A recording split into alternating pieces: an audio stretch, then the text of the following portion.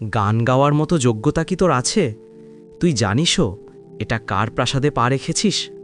আমি যাকে বায়না করেছিলাম তাকে নগদ ২০ লাখ টাকা অগ্রিম দিয়েছিলাম। একদম শেষ মুহূর্তে সে বেইমানি করল কেন? আজ আমার একমাত্র কন্যার শুভ পরিণয়। যদি আজ আসরে গান না হয় তবে সমাজে আমার মান সম্মান ধুলোয় লুটিয়ে পড়বে। শোন রে ভবঘুরে, যদি তুই তোর গান দিয়ে উপস্থিত সবাইকে স্তব্ধ করে দিতে পারিস তবে আমি তোকে ১০ কোটি টাকা পুরস্কার দেব। পুরো দেশের সবচাইতে বিলাসবহুল বিবাহ অনুষ্ঠান ছিল এটি। নাম এমন যে শুনলেই সাধারণ মানুষ সমীহ করে সোজা হয়ে দাঁড়িয়ে যায়। বিক্রম প্রতাপ সিংহ, অঢেল সাম্রাজ্য, সংবাদপত্রের পাতায় নিয়মিত ছবি। আর আজ তার আদরের মেয়ের বিয়ে। শহরের ৫ তারা রিসর্টটি এমনভাবে আলোকসজ্জিত করা হয়েছিল যেন স্বর্গের নক্ষত্ররাজি মর্তে নেমে এসেছে। ঝাড়লণ্ঠনগুলো এমন জ্যোতি বিকিরণ করছিল যেন আসমান নিচে নেমে এসেছে। প্রতিটি টেবিলে স্বর্ণালী প্লেট, বিদেশি দুর্লভ ফুলের সুবাস, লাইভ কুকিং কাউন্টার, আর মাঝখানে এক বিশাল রাজকীয় মঞ্চ। পেছনের সুবিশাল এলইডি স্ক্রিনে বরকনের ধীর গতির রঙিন মুহূর্তগুলো ভেসে উঠছিল। কিন্তু সেই চোখ ধাঁধানো আভিজাত্যের মাঝে একটি জিনিসের বড় অভাব ছিল: আওয়াজ। যে জগৎখ্যাত কণ্ঠশিল্পীকে বিক্রম প্রতাপ সিংহ কোটি টাকা দিয়ে বুক করেছিলেন, তিনি একদম শেষ মুহূর্তে ধোঁকা দিয়ে এলেন না। না ফোন ধরল কেউ, না ম্যানেজারের পাত্তা পাওয়া গেল। শুধু একটা প্রাণহীন বার্তা আসলো: দুঃখিত, পৌঁছতে পারছি না। বিক্রম প্রতাপের মুখমণ্ডল রাগে আগুনের মতো লাল হয়ে গিয়েছিল। আমি চুক্তির পুরো টাকা মিটিয়ে দিয়েছিলাম। তিনি দাঁত কিরমির করে বললেন, পুরো টাকা? ইভেন্ট ম্যানেজার তখন ভয়ে ঘামে ভিজে একাকার হয়ে দাঁড়িয়েছিল। কর্তা, আমরা অন্য ব্যবস্থা করার আপ্রাণ চেষ্টা করছি। চেষ্টা করলে কি আমার বংশের সম্মান ফিরে আসবে? বিক্রম প্রতাপ সিংহের গর্জন শুনে চারপাশ কেঁপে উঠল। আমন্ত্রিত অতিথিরা নিজেদের মধ্যে ফিসফাস শুরু করল। এত বড় আয়োজন আর মূল গায়কই নিখোঁজ। সিংহানিয়াদের মতো প্রতাপ সিংহের রাজকীয় অনুষ্ঠানও কি তবে ব্যর্থ হতে চলেছে? মঞ্চটা তখন নিথর হয়ে পড়েছিল। উজ্জ্বল আলো জ্বলছিল, মাইক প্রস্তুত ছিল, কিন্তু সুর তোলার মতো কেউ ছিল না। সেই বিশাল হলের এক অন্ধকার কোণে খাবারের সারির পাশে একটি কিশোর চুপচাপ দাঁড়িয়েছিল। বয়স হবে বড়জোর ১৫ বছর।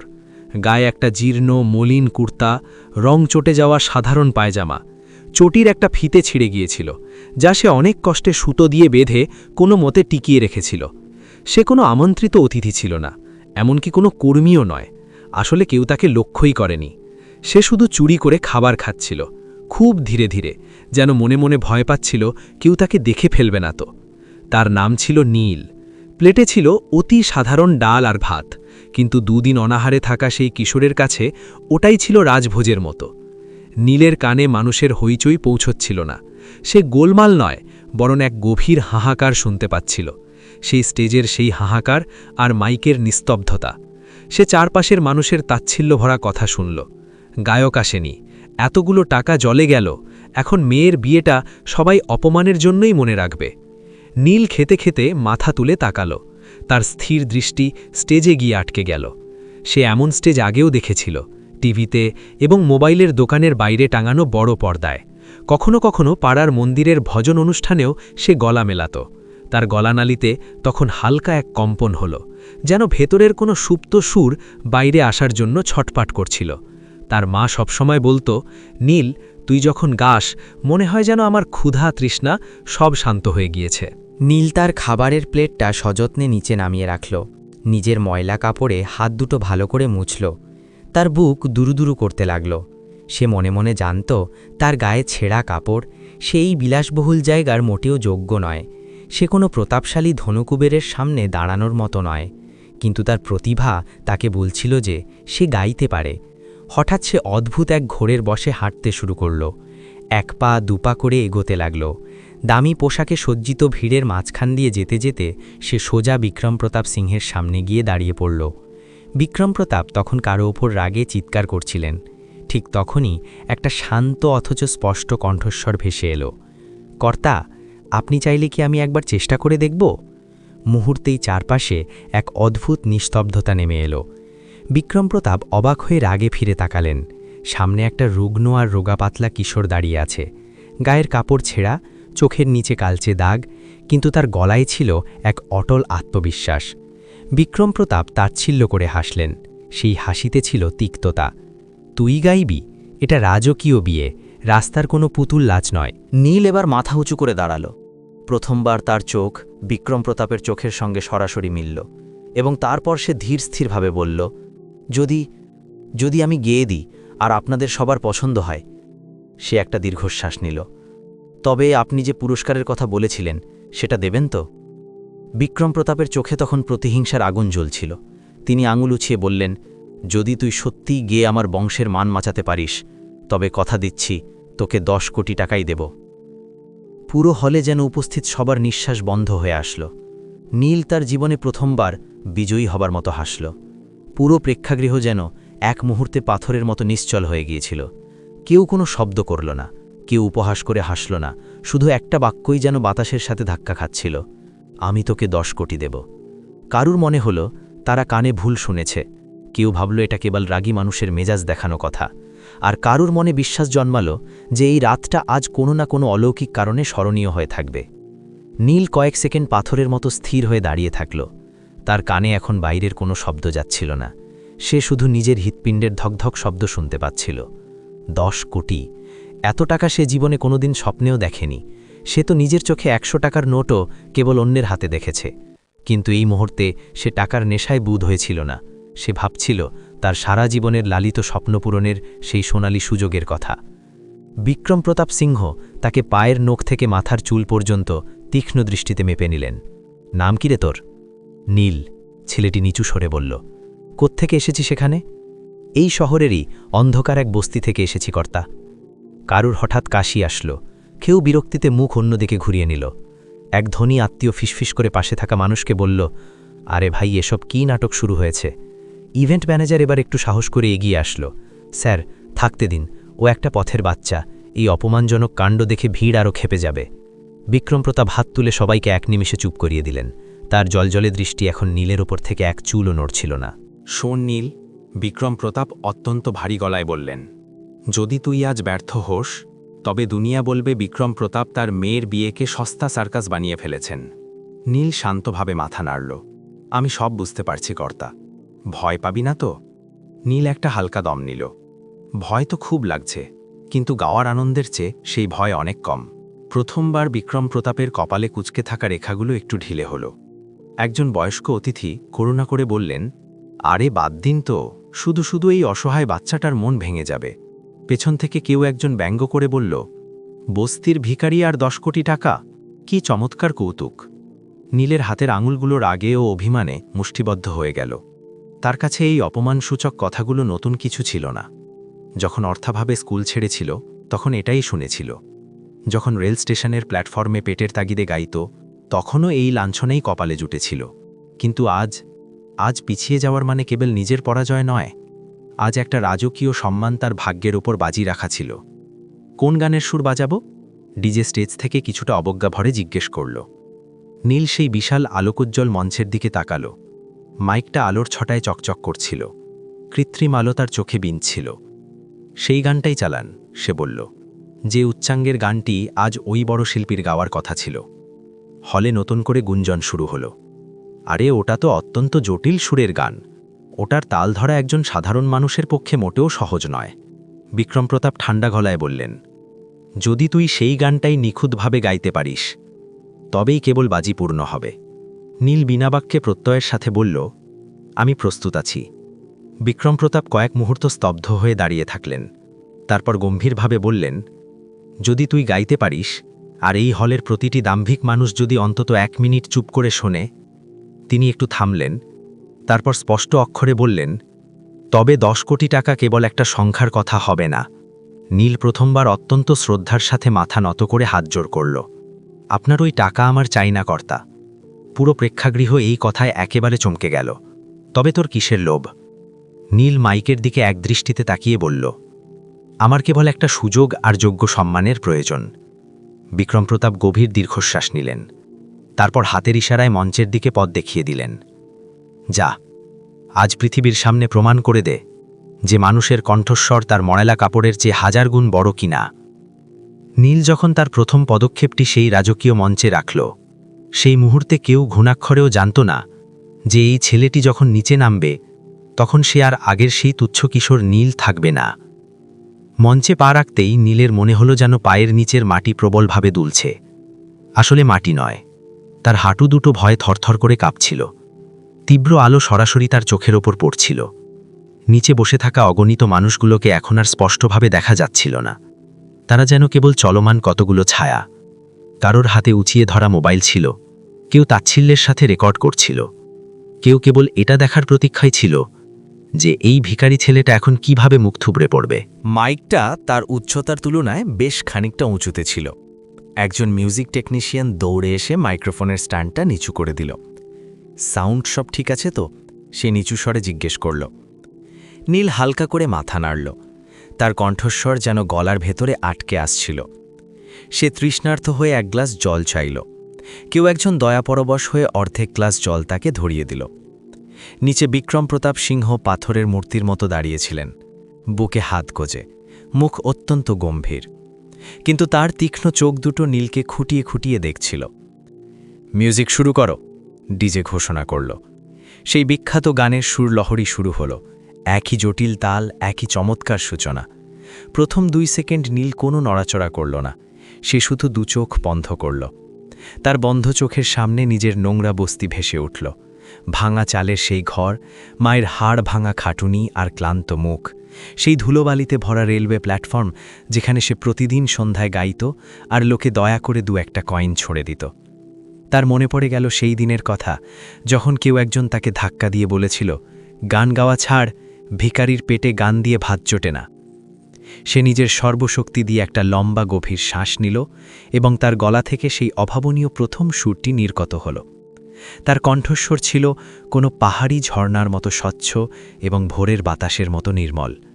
মনে হচ্ছিল কেউ যেন কোনো দমবন্ধ করা অন্ধকার ঘরে হঠাৎ করে সব জানলা কপাট খুলে দিয়েছে। পুরো হল মুহূর্তেই নিথর হয়ে গেল। কেউ কেশে উঠল না, কেউ একে অপরের কানে ফিসফিস করল না।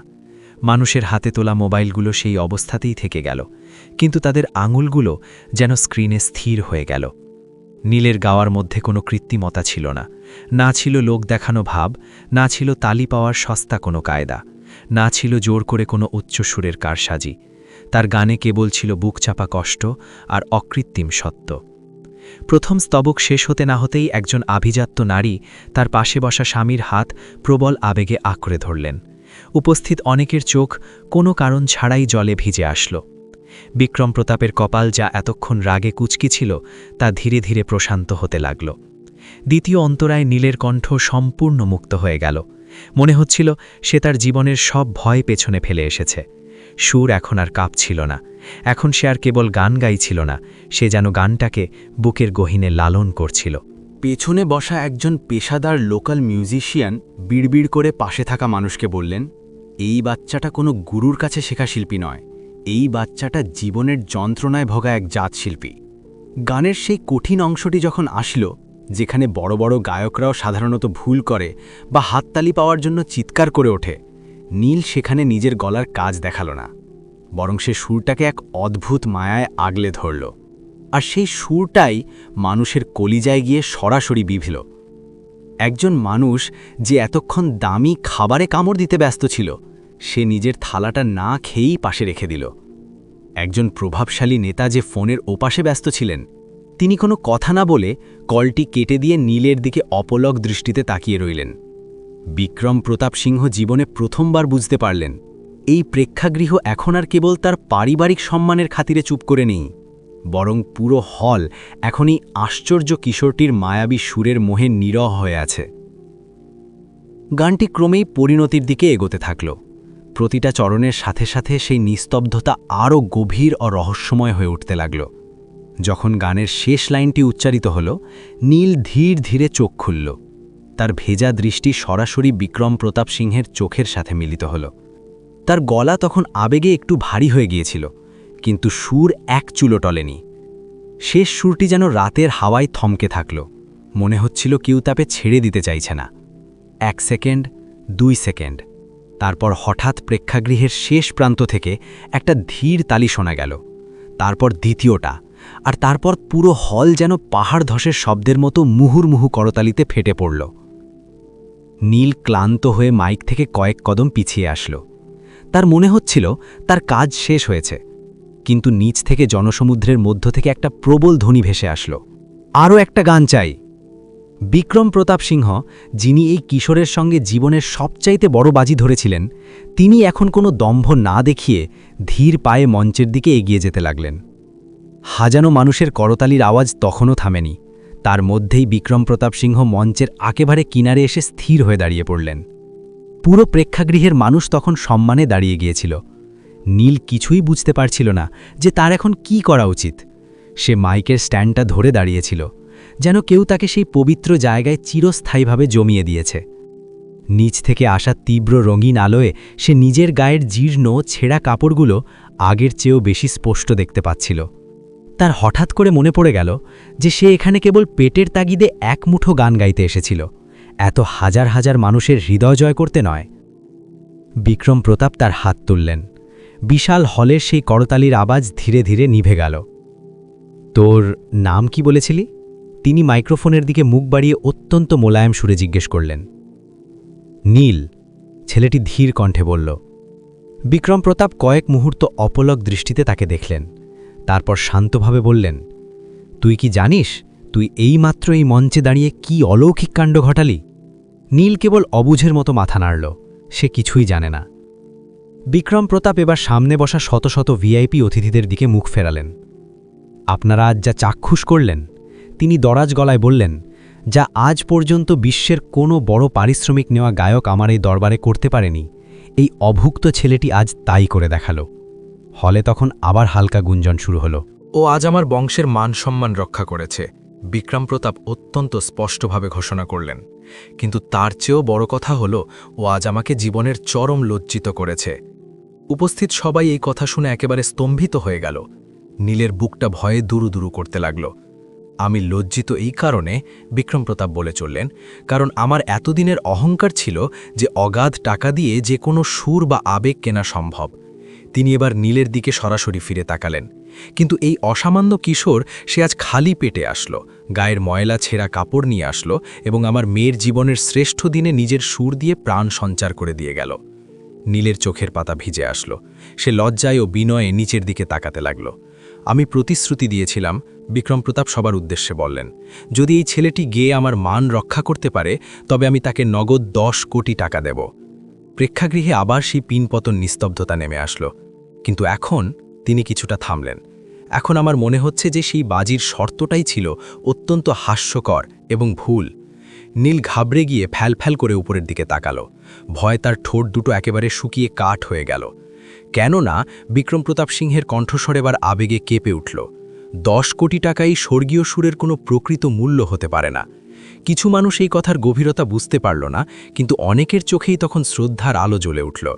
টাকা তো আমি দেবই, বিক্রম প্রতাপ বুক চিতিয়ে বললেন, কিন্তু কোনো ভিক্ষা বা সাধারণ চুক্তির মতো করে নয়। তিনি এবার সদৌরবে মঞ্চে উঠে পড়লেন। নীলের থেকে মাত্র 1 কদম দূরত্বে দাঁড়িয়ে তিনি তাকে স্পর্শ করলেন। তুই আজ থেকে আর কারোর দয়ার দান বা করুণায় বাঁচবি না, তিনি প্রতিজ্ঞা করলেন, না আমার দয়ায় না অন্য কোনো মানুষের করুণায়। বিক্রম প্রতাপ এবার মাইক্রোফোনটা হাতে নিয়ে পুরো হলের উদ্দেশ্যে ঘোষণা করলেন, আজ থেকে এই অনাথ কিশোরটি আমাদের শেফ মনোরঞ্জন করার কোনো শিল্পী নয়, সে আজ থেকে আমাদের সবার প্রেরণার এক অমর গল্প। হাততালির আওয়াজ আবার বন্যার মতো উপচে পড়ল।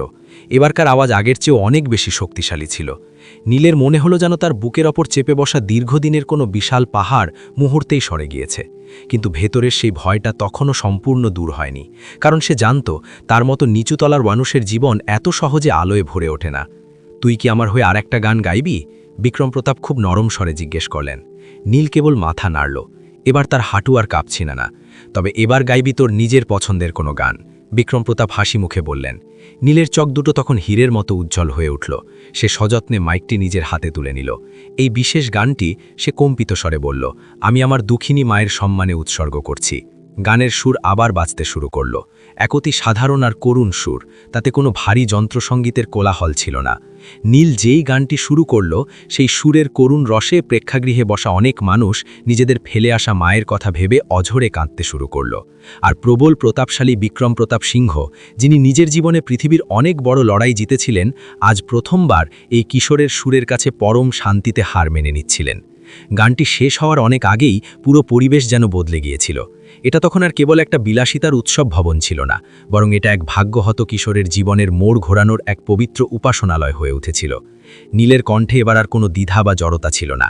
সেই সুরে মিশেছিল সারা জীবনের অনশন, তীব্র সংগ্রাম আর এক অলৌকিক প্রশান্তি। যখন সেই গানের শেষ চরণটি শেষ হলো, প্রেক্ষাগৃহ থেকে হাততালির আওয়াজ সাথে সাথেই উঠে আসলো না। প্রথমে এক নিবিড় ও সম্মানের নিস্তব্ধতা বিরাজ করছিল। তারপর হঠাৎ এক সম্ভ্রান্ত নারী আসন ছেড়ে দাঁড়িয়ে পড়লেন এবং কোনো কথা না বলে কেবল তালি বাজাতে থাকলেন। তার দেখাদেখি এক এক করে পুরো প্রেক্ষাগৃহের শত শত মানুষ দাঁড়িয়ে পড়ল এবং সম্মানে ফেটে পড়ল সেই জাদুকরী কিশোরের জন্য। পুরো হল তখন স্ট্যান্ডিং ওভেশনে কাঁপছিল। নীল কাঁপা কাঁপা হাতে মাইকটা স্ট্যান্ডে মামিয়ে রাখল। তার শরীর তখনও আবেগে রাতিশয্যে কাঁপছিল, কিন্তু এবার সেই ভয় নয়, বরং ছিল এক অদ্ভুত প্রশান্তি। সে ধীর পায়ে মঞ্চ থেকে নেমে যাবার প্রস্তুতি নিচ্ছিল। ঠিক সেই মুহূর্তে বিক্রম প্রতাপ পরম মমতায় তার হাতটি শক্ত করে ধরলেন। অপেক্ষা করো নীল, তিনি বললেন, এখনই যাবার সময় হয়নি। বিক্রম প্রতাপ হাতের ইশারায় একজন বিশিষ্ট ব্যক্তিকে মঞ্চে আহ্বান করলেন। স্যুট বুট পরা সেই প্রবীণ ব্যক্তির চুলে রূপলি আভা আর চোখে ছিল অভিজ্ঞতার এক অগাধ সমুদ্র। ইনি হলেন মাস্টার সমীরণ। বিক্রম প্রতাপ নীলের সাথে পরিচয় করিয়ে দিলেন, যিনি গত ৩০ বছর ধরে এই দেশের সুরের ভুবন শাসন করছেন। মাস্টার সমীরণ নীলকে অনেকক্ষণ অপলক দৃষ্টিতে খুঁটিয়ে দেখলেন, যেন তিনি কোনো মাটির নিচে লুকিয়ে থাকা রত্নকে পরখ করছেন। কোথায় তালিম নিয়েছিস রে খোকা? তিনি গম্ভীর স্বরে জিজ্ঞেস করলেন। নীল অত্যন্ত বিনয়ের সাথে সত্যটা স্বীকার করল। আমি কোথাও শেখার সুযোগ পাইনি স্যার। যেখানেই একটু সুযোগ পেয়েছি, সেখানেই মানুষের অবহেলার মাঝেই গিয়ে নিজেকে একটু সান্ত্বনা দিয়েছি। মাস্টার সমীরণ হাসলেন। তার হাসিতে এক অদ্ভুত মুগ্ধতা ছিল। এটাই আসলে পৃথিবীর সবচাইতে কঠিন ও বড় পাঠশালা। তারপর তিনি বিক্রম প্রতাপের দিকে ফিরে সরাসরি বললেন, এই বাচ্চাটা এখন অনেকটা কাঁচা হীরের মতো। তিনি স্পষ্টভাবে স্বীকার করলেন, কিন্তু এর ভেতর খোদ বিধাতা এমন কিছু দিয়েছেন যা কোনো বিলাসবহুল একাডেমি কোনোদিন শেখাতে পারে না। বিক্রম প্রতাপ উৎসাহিত হয়ে মাথা নাড়লেন। তাহলে আপনি কি এর দায়িত্ব নেবেন? মাস্টার সমীরণ বিন্দুমাত্র ইতস্তত না করে বললেন, যদি এই অসামান্য প্রতিভা আমার শিষ্য হতে রাজি থাকে। পুরো প্রেক্ষাগৃহ তখন এই অভাবনীয় কথোপকথন মন্ত্রমুগ্ধের মতো শুনছিল। নীলের মনে হচ্ছিল যেন কথাগুলো তাকে নিয়ে নয়, বরং অন্য কোনো সৌভাগ্যবান রাজপুত্রের সম্পর্কে বলা হচ্ছে। সে কিছু বলার বৃথা চেষ্টা করল। বিক্রম প্রতাপ সিংহ একটু নিচু হয়ে নীলের কানের কাছে আসলেন। ভয় পাস না বাবা, খুব ধীরে বললেন, আজ এই পৃথিবীর কেউ তোর থেকে আর কিছু কেড়ে নেবে না, বরং সবাই তোকে শুধু সম্মান ও ভালোবাসা বিলিয়ে দিতে চায়। নীলের দুচোখ আবার প্লাবিত হল। ঠিক তখনই প্রেক্ষাগৃহের পেছনের সারিতে বসা একজন দয়ালু মহিলা উচ্চস্বরে বললেন, এই অনাথ কিশোরটি এখন থেকে আমাদের শ্রেষ্ঠ আবাসিক বিদ্যালয়ে নিখরচায় পড়াশোনা করবে। তিনি এগিয়ে এসে জানালেন, আমরা একটি ট্রাস্টের পক্ষ থেকে আসছি, ওর উচ্চশিক্ষার যাবতীয় ভার আজ থেকে আমাদের।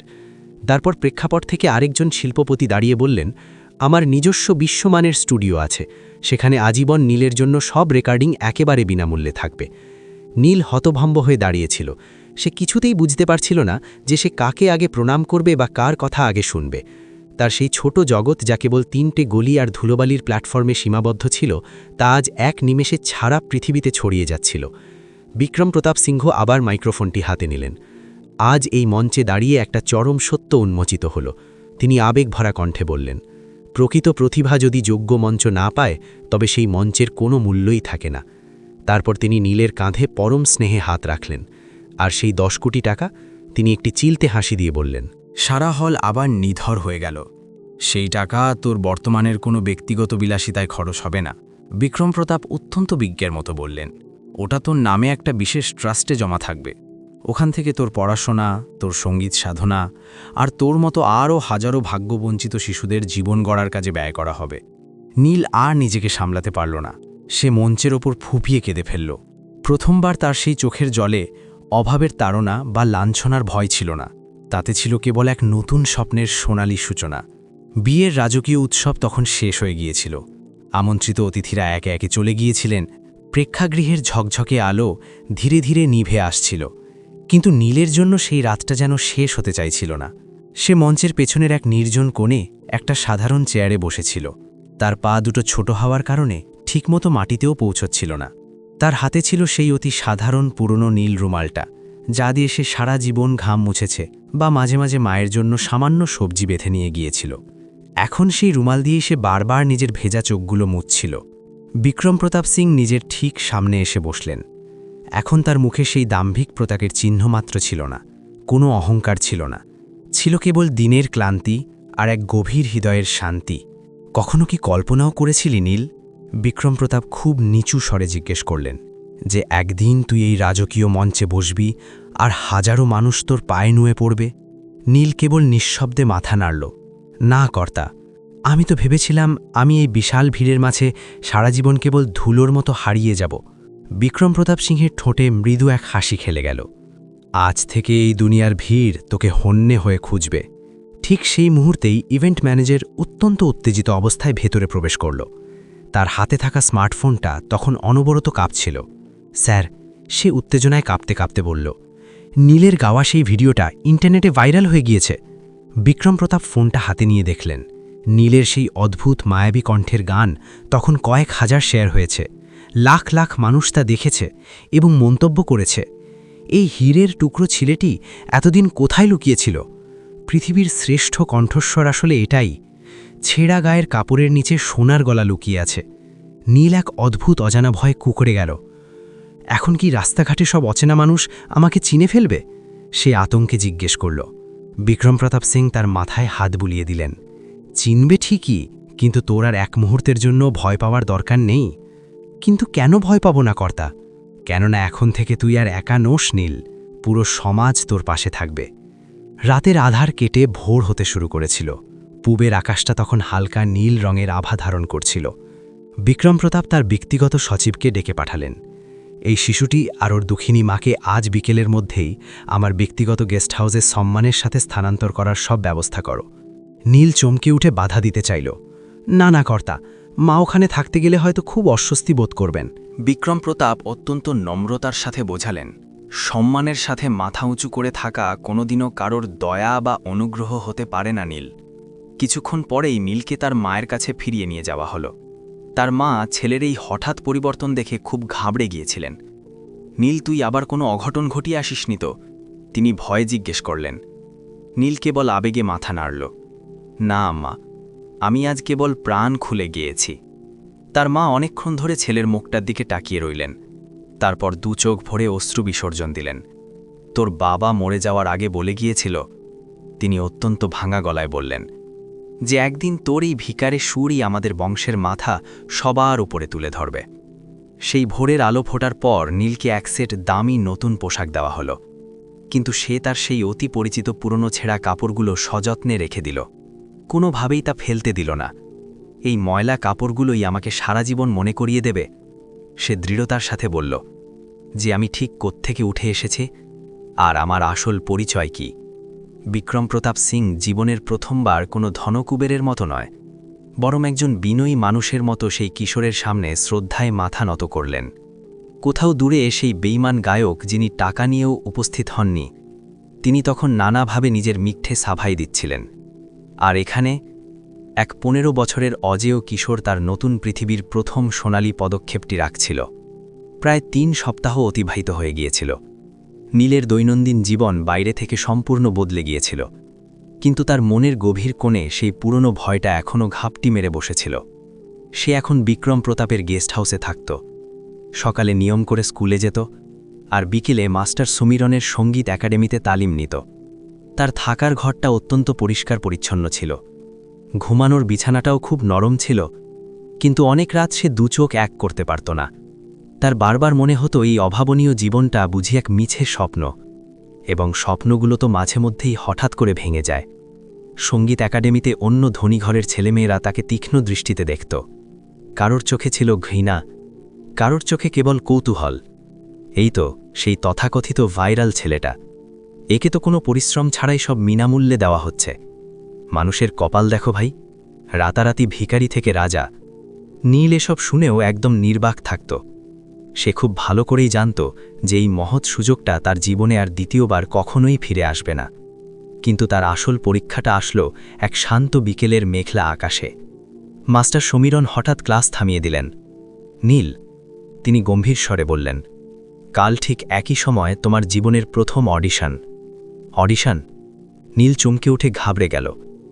দেশের সবচাইতে বড় এক মিউজিক প্রজেক্ট, এবং এটা? মাস্টার সমীরণ জানালেন, এটা কোনো লাইভ প্রোগ্রাম নয়, এটা হবে সরাসরি স্টুডিও রেকর্ডিং। সেখানে কোনো তালি দেওয়ার মানুষ থাকবে না, কোনো ভিড়ও থাকবে না। নীলের গলাটা তখন এক নিমেষে শুকিয়ে কাঠ হয়ে গেল। সেখানে কেবল তোমার ভেতরের বিশুদ্ধ কণ্ঠস্বরটাই নীলের গলাটা তখন এক নিমেষে শুকিয়ে কাঠ হয়ে গেল।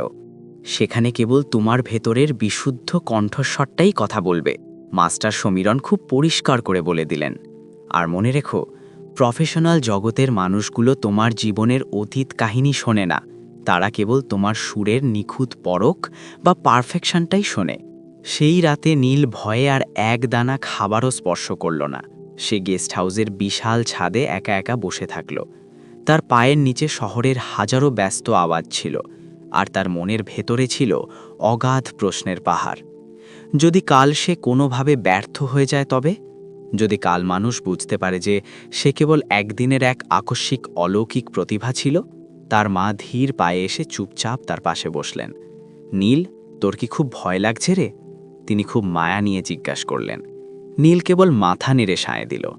তবে তো সেটা খুবই ভালো লক্ষণ, তার মা বললেন। ভয় পাওয়া মানেই হলো তোর কিছু একটা পাওয়ার বা হারানোর গভীর মূল্য আছে। যার জীবনে কিছু হারানোর ভয় থাকে, সেই আসলে পৃথিবীর সবচাইতে মন দিয়ে নিজের কাজটা সম্পন্ন করে। পরের দিন রেকর্ডিং স্টুডিওর পরিবেশটা ছিল অত্যন্ত ঠান্ডা আর যান্ত্রিক। চারদিকে কাচের দেওয়াল, কানে বড় হেডফোন, আর ওপরে জলজলে লাল সংকেত। রেডি তো নীল? স্পিকার থেকে আওয়াজ আসলো। নীল এক মুহূর্তের জন্য দু চোখ বন্ধ করল। এবার তার সামনে কোনো করতালি দেওয়া ভিড় ছিল না, কোনো সহায়ক বিক্রম প্রতাপ সিংহ ছিলেন না, কোনো করতালির কোলাহল ছিল না। সেখানে কেবল সে ছিল, আর ছিল তার অকৃত্রিম ঈশ্বর দত্ত কণ্ঠ। প্রথম টেকটা খুব একটা ভালো হলো না, দ্বিতীয়বারও সে সফল হতে পারল না। কাচের ওপাশে বসে থাকা কেউ একজন তাচ্ছিল্যের সাথে বলে উঠল, ভাইরাল এই ছেলের থেকে আসলে এর বেশি কিছু আশা করাটাই ভুল ছিল। নীলের বুকটা এক মুহূর্তের জন্য দমে গেল। মাস্টার সমীরণ তখন ইন্টারকমের সুইচটা বন্ধ করলেন। তিনি স্টুডিওর ভেতরে ঢুকে নীলের পিঠে হাত রেখে শুধু এটুকু বললেন, নীল, তুই ওই বাইরের ভিড়ের জন্য গাস না, তুই কেবল নিজের অন্তরের শান্তির জন্য গানটা গা। তৃতীয়বারের টেকে নীল একটা গভীর শ্বাস নিল এবং পৃথিবীর সব কথা এক নিমেষে ভুলে গেল। যখন সেই রেকর্ডিংটি শেষ হলো, স্টুডিওর ভেতরে কোনো তালি বাজল না, কেবল স্পিকার থেকে একটা নিস্পৃহ আওয়াজ আসলো, ঠিক আছে, আমাদের ফাইনাল টেক এটাই পাওয়া গিয়েছে। নীল অত্যন্ত ভারী মন নিয়ে স্টুডিও থেকে বেরিয়ে আসলো। তার পা দুটো যেন আর নড়ছিল না। ঠিক সেই সন্ধ্যায় বিক্রম প্রতাপ সিংহের ফোন আসলো। নীল, তুই পরীক্ষায় উত্তীর্ণ হতে পেরেছিস তো? তিনি প্রত্যাশার সাথে জিজ্ঞাসা করলেন। নীল অত্যন্ত নিচু স্বরে কোনো মতে বলল, হ্যাঁ কর্তা। ফোনের ওপার থেকে তখন কেবল একটা শক্তিশালী বাক্য ভেসে আসলো, এবার তোর জীবনের মহাকাব্য শুরু হলো বাবা। নীল আকাশের দিকে অবাক হয়ে তাকিয়ে রইল এবং প্রথমবারের মতো তার মনে কোনো ভয়ের লেশমাত্র ছিল না। পুরো 1 বছর অতিক্রান্ত হয়ে গিয়েছিল। সেই একই পরিচিত শহর, সেই একই মানুষ, কিন্তু সেই পুরনো নীল এখন আর নেই। রেডিওর সবকটি চ্যানেলে তখন এক নতুন শিল্পীর জাদুকরী কণ্ঠস্বর অনবরত বাজছিল। তখন পর্যন্ত কারোর আসল নাম প্রকাশ করা হয়নি, শুধু বলা হয়েছিল এক নতুন রহস্যময় শিল্পী, তার জীবনের প্রথম শ্রেষ্ঠ রেকর্ডিং। শহরের রাস্তার মোড়ে মোড়ে, চায়ের দোকানে তখন মানুষ সেই সুর শুনে থমকে দাঁড়িয়ে পড়ত। ব্যস্ত রাস্তায় অটোতে বসা ড্রাইভাররা ভলিউম বাড়িয়ে দিত। কেউ একজন পাশ থেকে বলল, এই কণ্ঠটা শুনেছ? এর মধ্যে অন্যরকম একটা আলাদা মায়া আছে। সেই কণ্ঠে কোনো লোক দেখানো জৌলুস ছিল না, ছিল কেবল এক নগ্ন সত্য। মাস্টার সমীরণ ফোনে নীলকে শুধু এটুকু বললেন, নীল, এখন থেকে সারা বিশ্বের মানুষ তোকে পাগলের মতো খুঁজবে। এবং সত্যি সত্যি তাকে নিয়ে সারা দেশে তোলপাড় শুরু হলো। একের পর এক বড় বড় ইন্টারভিউ আসলো, দেশ বিদেশে স্টেজ শো আসলো, দিকে দিকে নাম ছড়িয়ে পড়ল সঙ্গীত তারকা নীল। সব জায়গায় সেই একই কৌতূহলী প্রশ্ন করা হতো, নীলবাবু, আপনি আপনার জীবনের প্রথম সোনালী সুযোগটি কিভাবে পেয়েছিলেন? নীল প্রতিবার একই বিনীত উত্তর দিত, এমন একটা রাজকীয় বিয়েতে যেখানে আমি স্রেফ দুমুঠো খাবার চুরি করে খাওয়ার আশায় গিয়েছিলাম। উত্তর শুনে মানুষজন হাসত। তাদের অনেকেরই মনে হতো এটা হয়তো প্রচার পাওয়ার জন্য বানানো কোনো গালগল্প। কিন্তু বিক্রম প্রতাপ সিংহ নিজে সব জানতেন, তার আদরের মেয়ে জানত, এবং সেই রাতের নিস্তব্ধ রাজকীয় মঞ্চটাও সব সত্যি জানত। একদিন নীল আবার ঠিক সেই বিশাল হলঘরেই ফিরে আসলো। তবে এবার সে কোনো জীর্ণ ও ছেঁড়া পোশাকে আসেনি।